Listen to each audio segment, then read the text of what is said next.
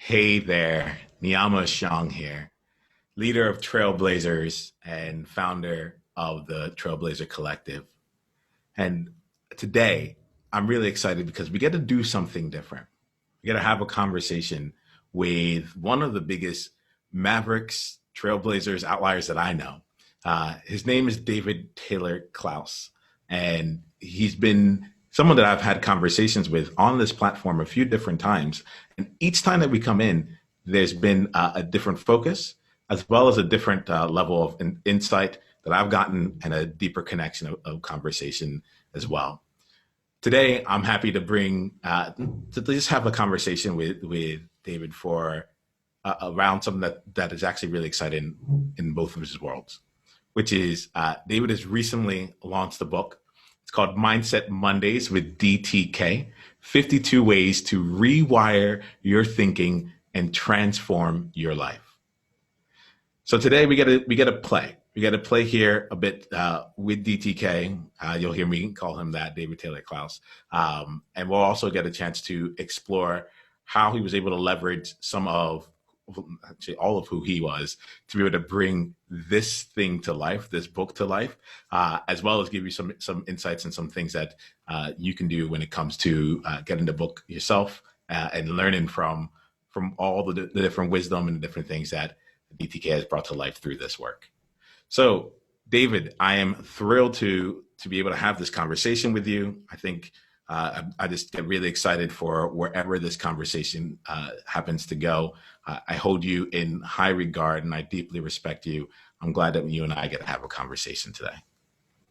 Hey, thrilled to be in the sandbox with you. Thanks, Neil. Yeah, absolutely, absolutely. It's fun to be back in the sandbox, and I love that idea of this year. We're specifically crafting this in a way that of blazing the trail together. We have a destination in mind. We have some places that we can go, but ultimately, we're here to just be us as we continue to navigate and share a little bit more of your journey on behalf of you, and also for anyone else that's in that position of trying to see how can I take my message or things that I've been doing and take it to another level, take it to a whole new game. So DTK, I think what would be really great, because I find myself, I'm a person that's about the meta. I want to know about how you did what you did. I want to understand how your brain worked, so that we can see what are the different ways that you look at life that enable this to come to life so simply. So, or maybe not simply, but that brought this to life your way. So I think before we get into all the meta, let's just talk about like the concrete. Let's start off. Tell us more about you. Like, who are you, David? Let's explore that. We'll also get into a little bit of the book, and then we'll just continue the journey from there. Fabulous. So first and foremost, let's just find out tell us a little bit more about you. Um, yeah, so it's interesting. Where my mind wants to go on this one is who I be, not what I do. And, first and foremost, son, parent, spouse. I am a playful human being who's found a way to bring play into all of my work. So what I do for a living is I'm actually a coach. My work is my favorite way to describe it is that I reintroduce successful entrepreneurs and senior executives to their families. So for me, that shows up as, one-to-one coaching for the leader and team coaching for the teams they lead, so that instead of having work and jamming life into the little gaps around it, it's the other way around. They craft the life they crave and then architect their business to support that life. So short version is I did it wrong, so I figured out how to do it a different way. And so now I work with folks who are also trying to figure out a different way. Absolutely. And there's like the idea of play just really resonates through for me. I know you're someone that I look to, and I see the way that you have brought family and you navigate family as well in your life. And I love that you have made it a point to help other people be able to have that level of integration as well. And I think play actually becomes the invitation, even to work on the deepest, most intense stuff. I don't start coaching sessions with, what do you want to work on today? Good God, man, people are working on everything all the time. It's, what do you want to play with here? Mhm. My first email, once a client signed on and they get all the welcome stuff in the process, it says, "Welcome to the coaching playground." It's people will play with some really intense, sometimes incredibly dark stuff and go all in and bring all of their creativity, as opposed to, I got to go work on this stuff. It's the language, that idea that words create worlds. Language is important, man, and it shifts people's engagement and engagement style. So yeah, I'm a big fan of bringing play in. I love how words create worlds. When you say that here, I know you've carefully chosen some words throughout your book here to actually create a world and give us some different mindsets throughout the just how we can actually see our world. Yeah. So I'm excited to go and explore that. I also think about you, DTK, as someone who is really you're someone who has taught me the power of language.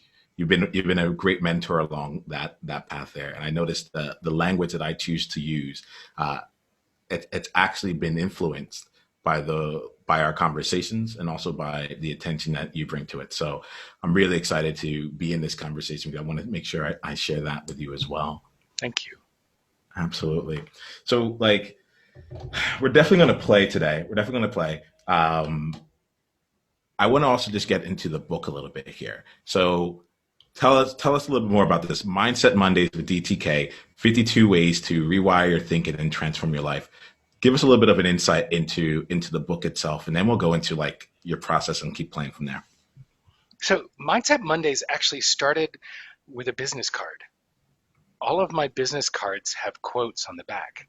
I've got 50 different business cards, 50 different backs to my business cards. And I'm a bit of a quote nerd.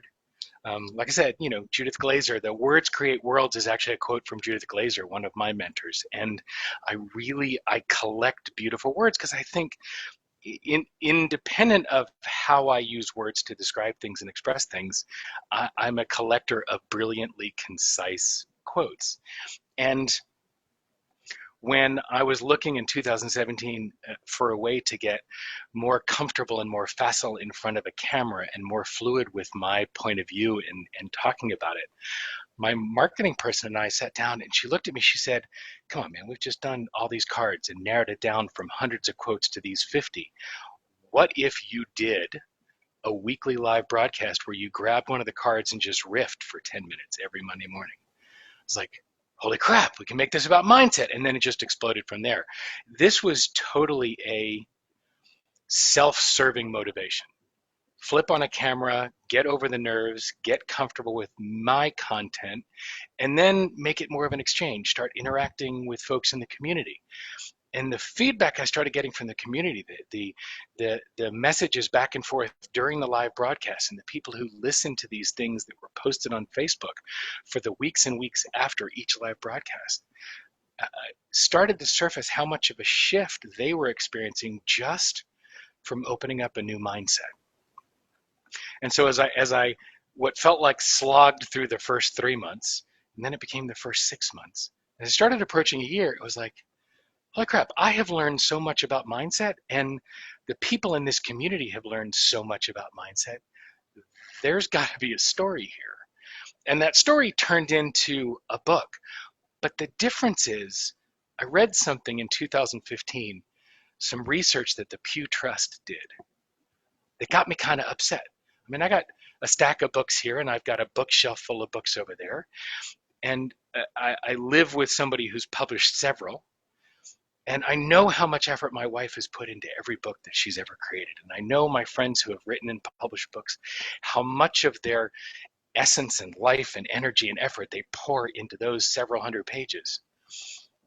And the research out of the Pew Trust said that 40% of people who walk into a bookstore leave with a book.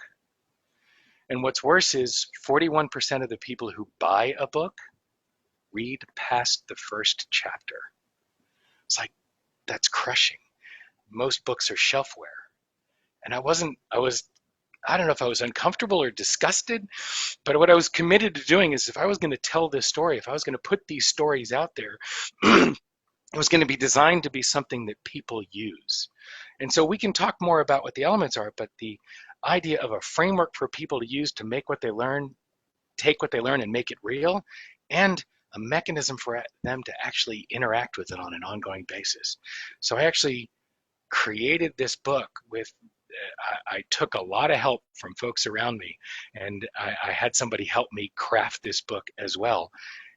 It is designed for people to use it throughout the year.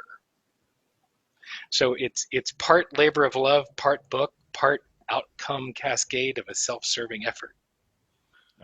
How's that for capturing it, Niyama? You know what? What I love about this here is this. It's just how much of the essence of you through this process has even come out.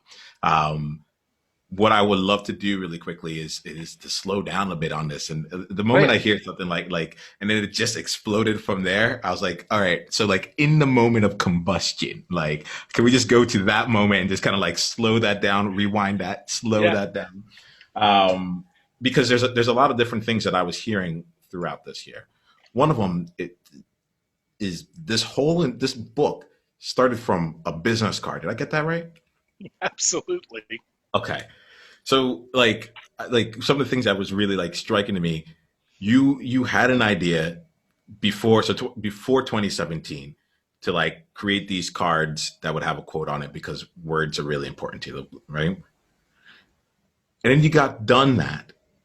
And what I'm hearing is that then there was another project that was built on that, right? Which was and that was to go out there and create the videos. All of this is under the umbrella of repurposing content. All of it.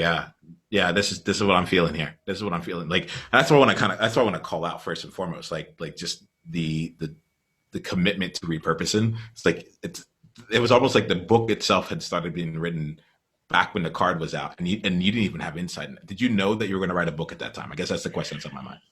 When we first talked about the videos, no, but I want to go back a click because what you said was so sweet. It wasn't a commitment to repurposing content. It was purely least amount of effort for most amount of impact, right? Mm-hmm. I had content. I could go create more content, or I could figure out ways to use, repurpose, and expand what I already had. 1/10 of the effort for 10x the impact. So call it lazy, call it efficient, call it brilliant, whatever you want. It was doing as little effort as possible in the midst of the day-to-day operation of my company to get the most impact. All right. So there's a bit there. There's a bit that I want to, that element of 10% of the effort to get 10% of the, to get 10 times the impact.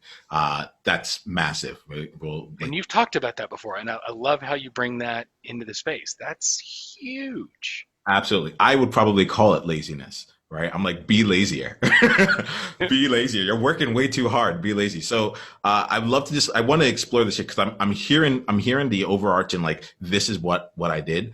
But I would love to, I think where I'd like to see here is for us to go a couple layers underneath to understand, like, what was your mindset at that time? Right. So I'm thinking you mean besides, I don't want to do any of this. I don't want to flip on the camera. I don't want to be public. I don't want to expand my visibility. Yeah. The heart's saying, get out there. And the brain is saying, turn off the camera, be quiet. Okay. Let's go to that. Let's go to that because what I'm hearing here is like, this is an ongoing journey that has continued to grow into whatever the next evolution is.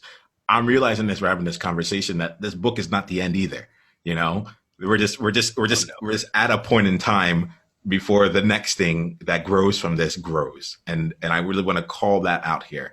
So I want to go back to all those things. You talked about the heart was saying something and the brain was saying something else. And I look at you as someone who knows how to unlock the power of the heart on behalf of yourself and for others. So I would love to go into that heart space here because I think that's where myself, other Mavericks, other Trailblazers, we have an idea. We're stuck in that place, or we have our heart chatter and we have our brain chatter going on, right? And right now, the current result is a manifestation of a book. But I would love to go into those places where you continue to just start, such that you had things to repurpose. Okay, so what you know about this story is that the conversation was in 2017, and there's a book now. What you don't know about the story is that I didn't do anything with the marketing plan that we created in 2017, in February of 2017, until January of 2018. I sat on it because I listened to the head chatter. The heart doesn't need any reassurance or any corroboration or any agreement from anybody outside. The head craves it, right? So you listen to your head and you sit still and wait to be loved or stroked or acknowledged or validated. The heart's like, let's go, let's go, let's go, right? The heart knows. The brain doesn't know shit. So I literally didn't do anything until I assist in the training, in the curriculum delivery for the place where I did my coach training back in 2008. And I was sitting in one of those courses. And one of the things that the assistants do is we dive in to the dyads and triads when the coaches are practicing. I get some exquisite coaching for some very new coaches. And one of them was talking about, okay, what's one of the things you want to work on? It was like expanding my visibility, getting myself and my message out there so I can expand my impact of footprint or footprint of impact. And she started coaching me around that. And I fessed up that I had this whole plan mothballed on a shelf. And we happened to be working on challenges at that point. She goes, okay, pull out your phone. So she goes, text your marketing person, tell her you're launching this week. I was like, no, oh, hell no. So we launched in 15 days and launched the Mindset Mondays broadcast. I'm now approaching 150 weekly episodes. But it was a challenge to just start doing it. I'd heard from a coach friend of mine who said, your first 6 videos are going to suck. So get out there and start sucking. So it was ripping off the Band-Aid and getting started. I didn't want to do it. I didn't want to do it. I did not want to do it.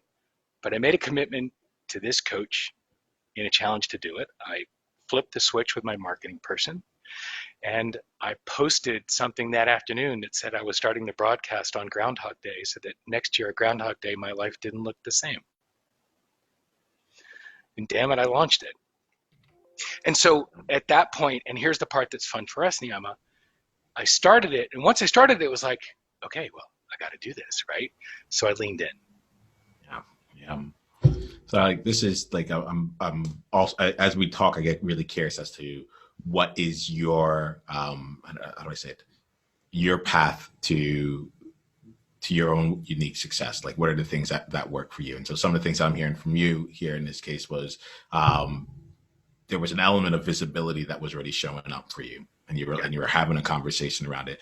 You surround yourself with people who are like asking themselves these types of questions, or you can actually get support. You surround yourself in a place where you can actually get support there.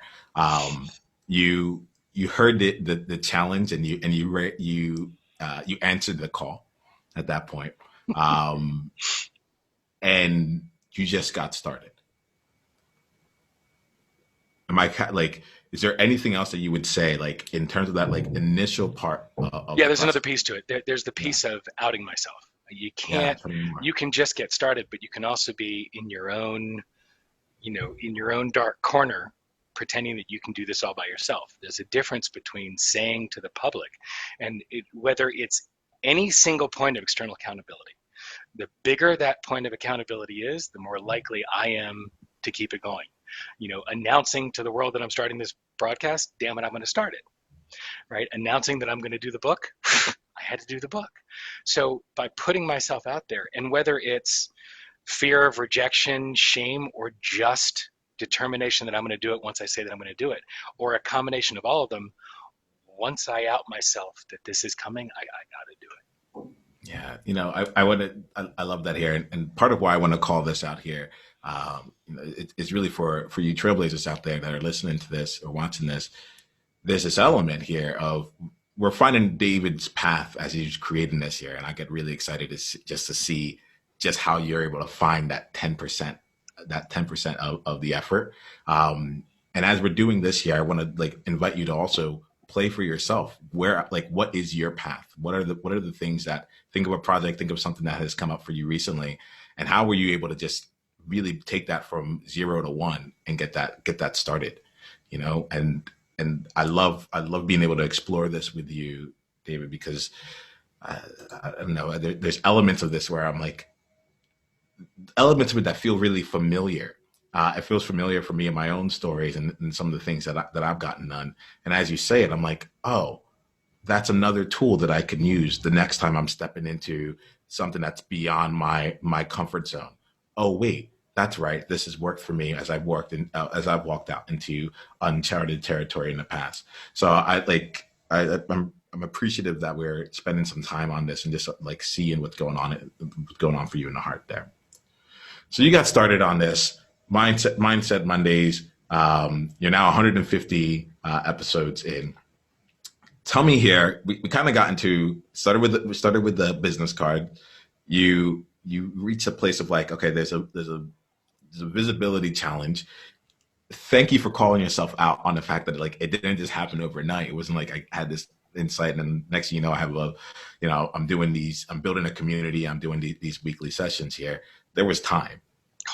Yeah, there was time, and I appreciate you calling that out because that to me is one of the places where like I'm thinking about some projects for myself where I'm chastising myself internally, but even right now I'm getting a reminder that in a year or two, people are just gonna be happy that it actually got started whenever it did.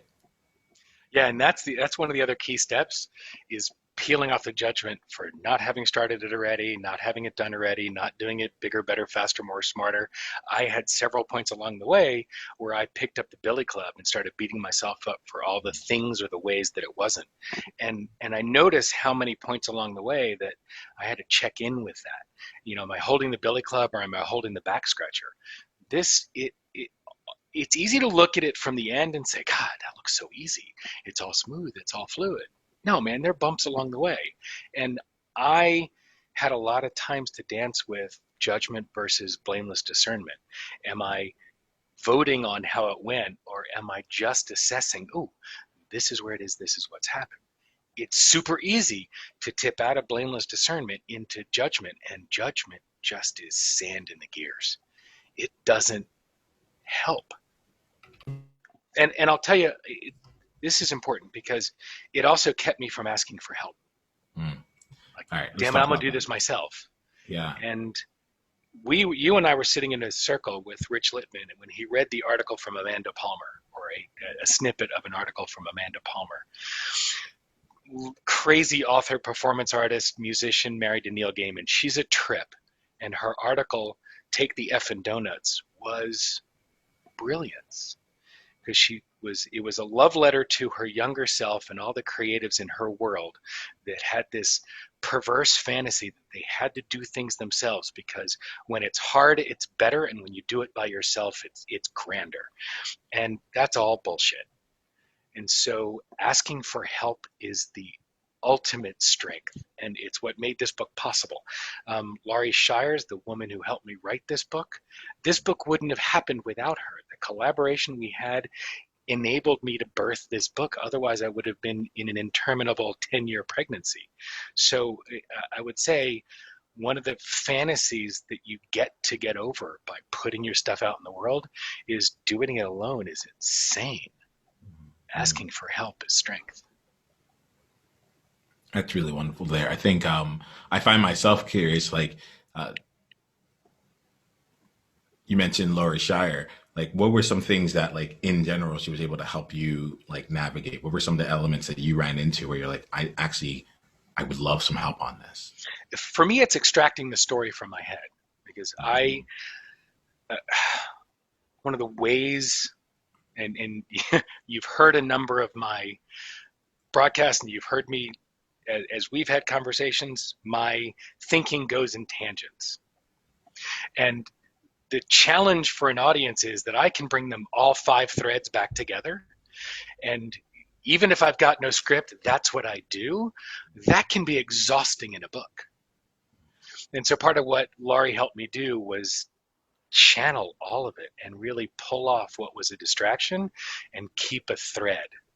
And then taking each of the 52 chapters, one for each week of the year, and then putting them into a storyline, a thread that made sense, whether the audience knows that there's a thread through it or not. Walking through the table of contents, there is a thread, there is a theme, there is a path that it follows, and it makes it a different experience. So trying to take my thinking and the way it works for an audience that already follows me and make it something that is followable by a broader audience was essential. Yeah. That's when you say that, that really resonates with me because uh, I haven't written a book yet, and one of the things that's on my mind with it is like right now I'm just gonna go out and create. What I know what I can do right now. I know where my mind is at, and let me go out and create. But there is this element. I love how you said it. Like you've done things, you've created for an audience, you've actually built a real community around it, and now translating that into a different medium. A lot of times for me, when I think about that, in my mind, in my head, I'm like, okay, I got this. When this comes, I'll know what to do. But going back to the asking for help, there's an element of like, look, I'll just say it honestly. I'm like, I wouldn't have said the words if I didn't think they were amazing. So to like, Yeah, well, to then, so the process of, for me, editing is not a forte of mine, right? It's not a skill that I can do, but it definitely is not. It's 10 times the work for 2 times the effort, or sorry, 10 maybe. times the work for 2 times the impact. Yeah. Yeah, See, yeah. for me, it's 10 times work for half the impact. Editing is not where I belong. And Sam Horn, who's a author, speaker, crazy lady, brilliant, to just get the pages out. Don't edit. Do not edit, do not edit, do not edit. Get the pages out. Now, you've been getting the pages out on video for how many years now, Niyama? This is about like 2, 3 years now. Yeah, You've got mountains of content, mountains of content. yeah. Shove Well, them through rev.com, through their AI transcriber engine. You have got reams of content to use. And but you've already written the book, you just don't know it yet. And that's the magnificent thing. Rich was, our coach was talking to us about get busy creating the body of work, create your intellectual capital, and then collect it and see what you've created. Man, you have been creating for so long. This is like, now just start stitching it all together. all right. So we're stepping into some places. I was like, oh, I wonder where we should go. Where should we play next? We've talked a little bit about transitions. I might come back to the transition as to when did you decide to make a book, but I think that there's this underlying element of like, since you never really set out to go and do this here, right? I would love to keep playing with this idea of like, you had the content, the repurposing elements of it all. The idea of, for me, laziness. Like, I want to understand, like, how did you go from, 100 plus conversations and episodes to like being able to translate that into the book? I'm hearing like you got help. You were working with Laurie. I would love to find out more about some of like and I'm going to call it process. It's not necessarily a step-by-step thing, but like there's some of that journey, some of the things that you thought about in order to like just translate this from one medium to the next in like the most, I'm going to say the most effortless way that you could. Um, when we set this thing out in 2017, there was this is a live broadcast series. It'll do what I want to do for visibility, for facility, for point of view work. Great. ... There could also be a book. There could also be live events. There could also be, and I stopped paying attention to the ... because I didn't want to do any of the rest of it. In fact, I didn't want to do those more than I didn't want to do the videos. So that was always yeah, that's over there, right? There was a part of me that was like, yeah, I'm never going to do any of that. So I got to, I want to say about episode 70. So we're 20 weeks into the second year. I was like, I asked the community, so this was going to be a year-long series. Who's interested in me continuing or not? And it was, I got nothing negative, which was, that just meant people who didn't want to listen to it stopped listening anyway, right? Already. So I got great feedback, and yeah, the ego got excited about that. So I was like, okay, I'm going to keep going. Well, if I'm going to keep going, I might have to pay attention to that ... stuff. And I started to look at it, and I saw it through the lens of the feedback I got. The stories about how this one comment you made in a broadcast 3 months ago changed the way I see XYZ, changed my life. I was able to shift this. I was able to shift that. Those responses, that feedback is like, okay, on one hand, this gets out to a broad audience. I got a ton of my community on LinkedIn, never goes to Facebook. I've got folks who hate consuming online. They want something that they can take and sit and read or read. It's like, well, am I going to reach a different audience? Am I going to reach an overlap? Am I going to expand the footprint? And my whole drive is about impact. You and I have talked about that impact billionaire idea, and I think I've talked about it within the community here. And the more I can expand the footprint of my impact with the least amount of effort, more I'm in. So you just mentioned impact billionaires. You opened that door. Can you tell us what that is? Yeah, this is the most amazing group of human beings on the planet. These are folks who are no longer motivated or driven by the number of dollars they amass. It's purely about the number of lives that they can touch. And these people are playing with ideas and concepts that, whether they know it yet or not, they have the ability to shift the experience, the lived experience of up to 1 billion people. And this is an amazing way to approach and see the world. It's cultural re-architecture. And so these are folks that I'm fascinated by, and I'm fascinated about serving them. Talk about a tenth of the effort for 10 times the impact. I get to serve these people as they are impacting large swaths of humanity as a way for me to expand my footprint of impact. And the book seemed like another force multiplier for my footprint of impact. So like I'm loving this. I'm seeing this here. And look, I see you as an impact billionaire, and that's part of the reason why I want to make sure we're having this conversation. I know that for me, I'm very excited to just like dive very much into the book and continue to apply all the things that come out from it. I love our conversations, and so to me to have access to basically like DTK's mind and in the short, digestible, very like easy to process and implement kind of fashion. I get very excited about that. I want to make sure that I do ask some of these questions here because I have a number of trailblazers who they've done it.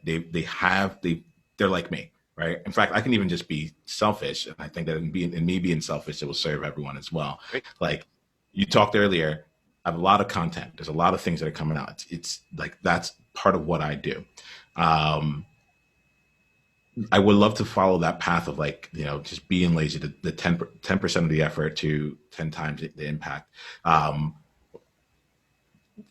If we were going to drill down a little bit more, let's say a little bit more tactically, not from like the standpoint of here goes, I want to understand like, how did you frame this in your own mind to make that transition of it's in one piece of content to another? We've had some conversations and you told me about like comments and you told me about like, the way that you were amassing what was going on. You even mentioned Rev in this conversation here. So I'd love to just kind of like just hear from you some of the ways where it's like, and in I know it's time intensive, but in the creation of this, it was also created in a way that stayed very aligned with you and leveraged what you had already created.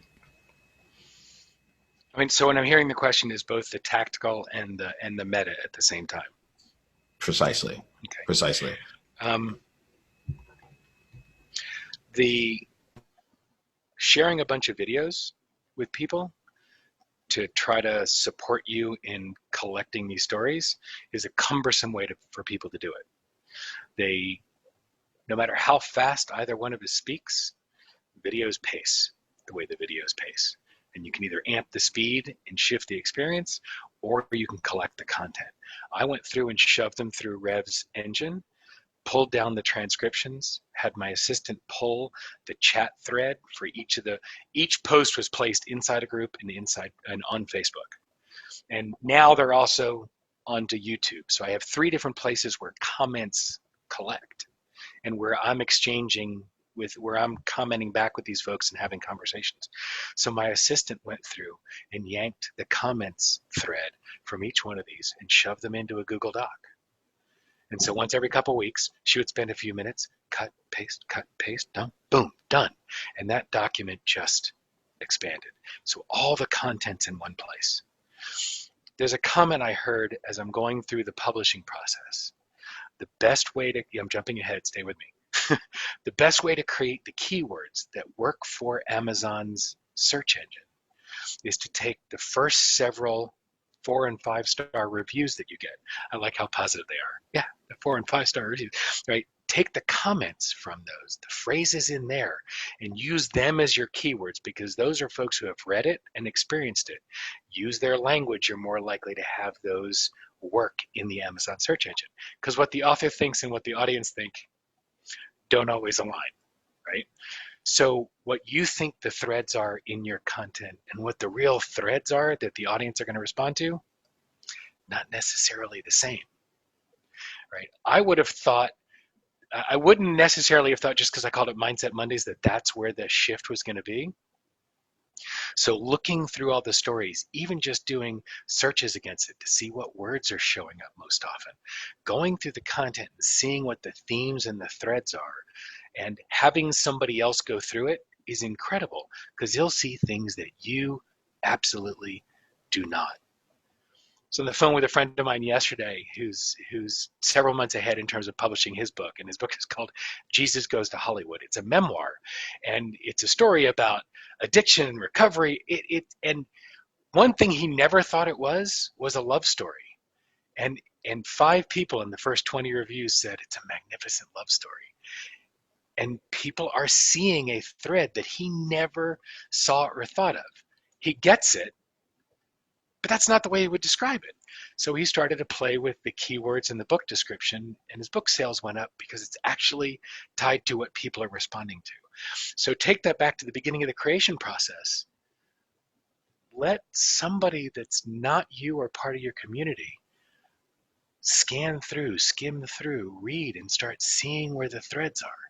Let some folks from your established community go through, see what they pull from it. See what surfaces that you can't see because you're so close to it.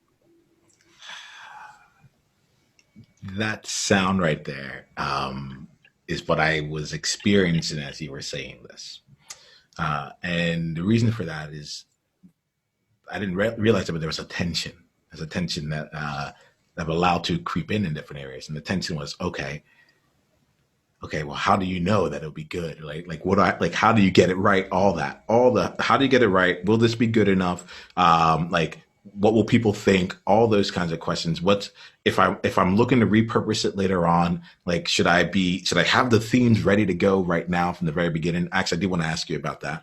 But there's just a bunch of things that were going on in my mind. I didn't realize I was holding on my shoulders. And what I got from that there was like, your job, it's almost like your job is to create, is to share what's on your heart into the world in a powerful and compelling way. And it's their job to be able to like, at the end of that, that's it. What they make of it, what other people make of it is also a part of the creative process. But I felt a lot of relaxation because it just took me out of that element of like, oh, I have to craft this in a certain way. I have to get them to a certain place. I have to take it into a place where it would be compelling. And it's like, actually, they'll tell you what the story is in and of themselves. They'll tell you what is compelling along the way. And then you can just help them see that even easier. Well, so here's an important distinction, because anybody who's from the marketing world is going to think, oh, great, product design by market research. No.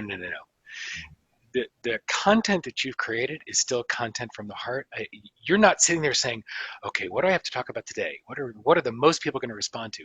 You're creating content that's coming from your heart and from who you be.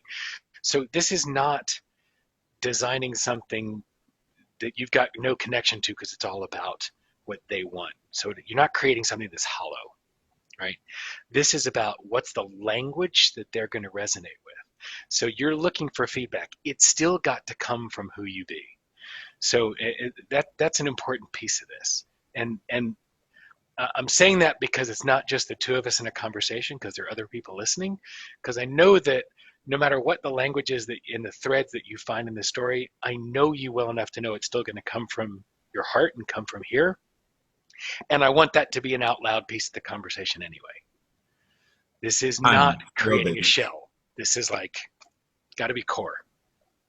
I am thrilled that you said that. I'm thrilled that you said that, and I think that's like it's there's a directionality of this coming out where it's like this is coming through you first.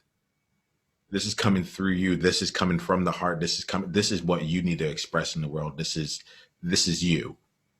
And then there's the element of, okay, how can we help it so that other people can hear it? But Yes. but the order of it is not what do people want to hear. I'll go tell them that. Yeah, no, Yeah. never. Yeah. I mean, we have enough experience in the world of products and media and things designed that way that are for us to consume, and they all just feel empty. Yeah, I think that the thing that's important, like there's an element of this that's important to me. It's taken a new importance. This feels right in terms of just the path of being able of expression. But I think that a lot of us here as trailblazers, we have this opportunity to help the world see itself differently, and as a result of that, if we're looking to see if we're reflecting what the world already sees itself as, then there's no real change or transformation. It's really more of the same. If we're talking about what an echo chamber might look like, and we can actually be part of the process as people looking to make an impact, but just actually saying more of what everyone wants to hear, as opposed to it being what I'm hearing from you, just like what is your unique thing that needs to come out, whether it's unique or not. What needs to come out of you, and then using that to make sure that, okay, this has come out of me. Let's make sure that people can actually be able to leverage this, to use this, to hear this. They're finding it in whatever way it is. Like it's a love. The story is already written, whether you think of it as a productivity story or a love story. Like the story is written. That in and of itself is there. Now let's make sure that people actually have a chance to be able to experience it and grow with it and take it through whatever theme or medium that they need to take it in. Am I getting that right? And here's a flavor, here's a layer that will help that it's not, what naturally comes out of you. That's the beginning. Finding the thread that people respond to, that's the middle. The last layer is what must come out of you, right? As you go through it, it's got to have that, this is what I'm compelled to share, to say, to bring. If you write a book, you're going to be talking about it for 3 to 5 years. I mean, assuming it doesn't die and fear, right? You're going to be talking about the content for 3 to 5 years from the time you start the writing process. I mean, how long has Simon Sinek been talking about Start With Why? It was 5 years before he wrote Find Your Why, before he wrote the second book. So you're getting married to this content for a good period. So if it's not something that you're compelled to bring, stop. Right? So at the end of this, the lens that you go through is definitely, what's the compulsion? Not what do I need to, ought to, should, must, none of that crap. What is it that I am compelled to do? That comes from the inside. All the rest of that's external. Lovely. What is that story that I'm compelled to bring? So Trailblazers, I'm going to ask you here. I think it's a great question. When I hear questions, I like to make sure we don't leave them rhetorical. What are you compelled to bring right now? And this may be your bigger project, or it might be in the very next conversation that you have, the next piece of content, the next way of serving someone that you have. What are you compelled to bring? I want to just give us a chance to really take that and make something of that, because that was a really wonderful gift that you gave us there, David. So let's look at this here. As we wrap up this conversation, you you had touched upon just even just the way that the book is laid out, and I think that like in and even just the way that you and I have conversations, I think people get a sense as to like how you think about things, how you navigate the world there. And I'm really curious about how you were able to translate that into the book. Especially you had 70 episodes before you even started even thinking about how am I really going to take this, before you got serious about how am I going to take this to another platform. I would be really curious as to like, just in terms of how you were thinking about translating each of those 52 episodes into the story, into the themes that are there. Whether or not I thought it was really funny I thought it was really intriguing actually when you said whether or not you notice there's a story. And so, can you like if I was going to start with your book tomorrow, like what's the overall journey that I'll be walking into? Yeah, and the overall journey that you take through this book is driving you through, okay, taking it all the way up to the meta. Yeah. Everything in your world is a choice. We do not see the world as it is, we see the world as we are. So that goes all the way back to the Talmud. Carl Jung also gets credit for that quote. But the concept is, as we change the lens through which we see the world, we change the way we experience it. So everything in there is an arc of understanding and embedding that thinking. That there is a way for you to become aware of the lenses you're choosing, to experiment with the lenses you're choosing, to be choiceful and intentional about the lenses that you're using, and then to absolutely craft and hone the lenses that you're using, and thereby changing your experience of your world. And the chapters, I mean, when you have 52 chapters, you got to make them short, right? People are not going to carry around a tome. That was the idea, that these are short, actionable chapters. And at the end of each chapter, there's a section called Rewire. It's an acronym for reflect, experiment, write, investigate, revise, and expand. It's a 6-step process to actually take what you just learned in that chapter and experiment with it and use it and make that learning real. And in fact, there's a journal page for each chapter in the book for you to actually do some of those exercises in the Rewire section, so that there's really no excuse. As long as you have a pen and the book, you can actually begin to embed the learning. Whatever your learning is that you extract from each chapter, these are not, this is what you have to learn. This is not 6th grade ass in the chair learning style. This is very much, what's the learning you're pulling, and now how do you make that real? So it's designed to create meaningful, lasting change in your world. So that's the arc and the mechanism for it. So by the end of this, yes, there are people that are going to rip through it. There are also people that are going to pick it up every Monday and read one of the chapters and use the Rewire throughout that week. In fact, there's a link in the book to sign up for an email sequence that email experience will help keep you on track, the Mindset Mondays Accelerator, to help keep you moving. And there's a private Facebook group that will allow you to share your successes and challenges and comments and suggestions, and join the conversation with everybody else who's going through the book. So it's designed to be a year-long experience so that you'll actually read past chapter 1 and create some shift in your own world. I told you, it's designed for people to use this damn book. Yeah. I like that I want to make sure we call that out. I want to make sure that we saw that. I love how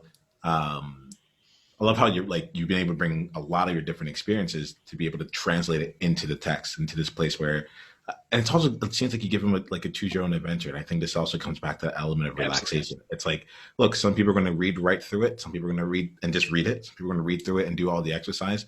And other people are going to take this for a year, and then they're going to like read through it. And each week they're going to go do it.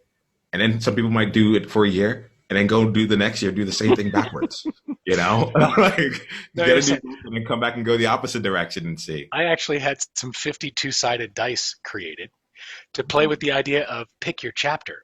So seriously, in terms of choose your own experience, choose your own adventure, really explored a lot of different ideas of ways to do it.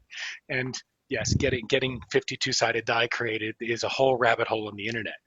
But it's the idea of this is really designed to be that it is an individualized experience. All right. So I love to do a few different things here. The dice is making me think about some things, and um,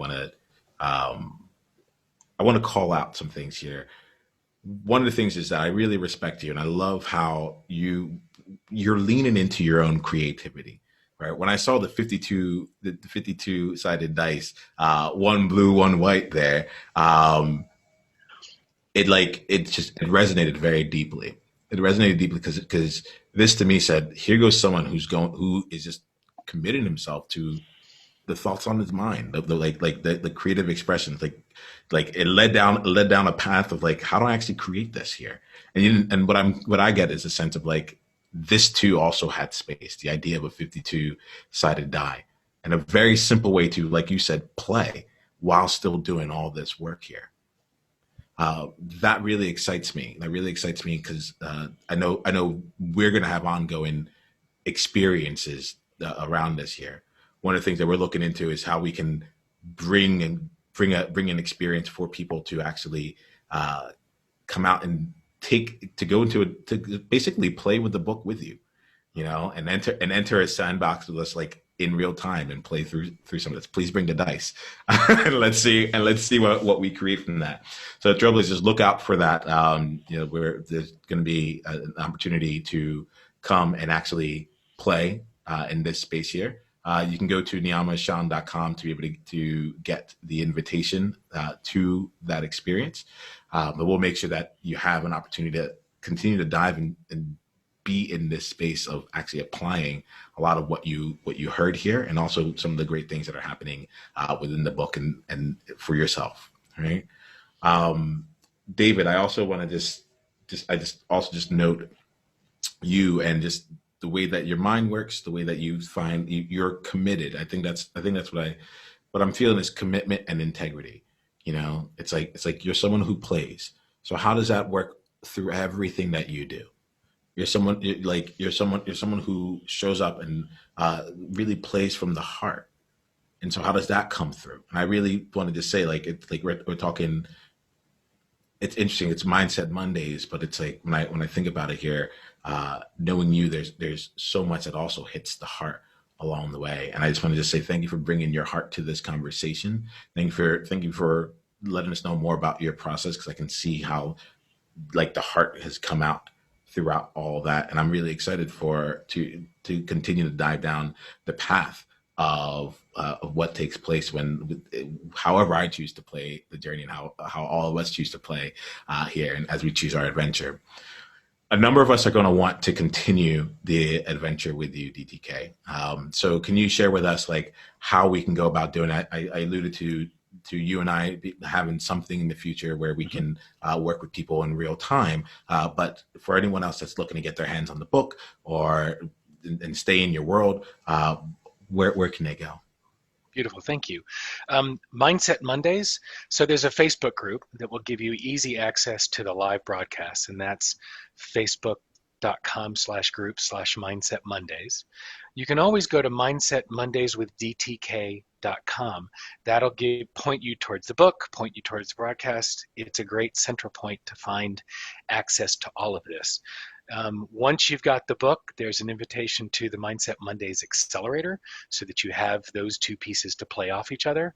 And every Monday morning, it's Monday morning East Coast, so that's 10 a.m. East Coast. It'll be a great way to finish your Monday on the Pacific Rim.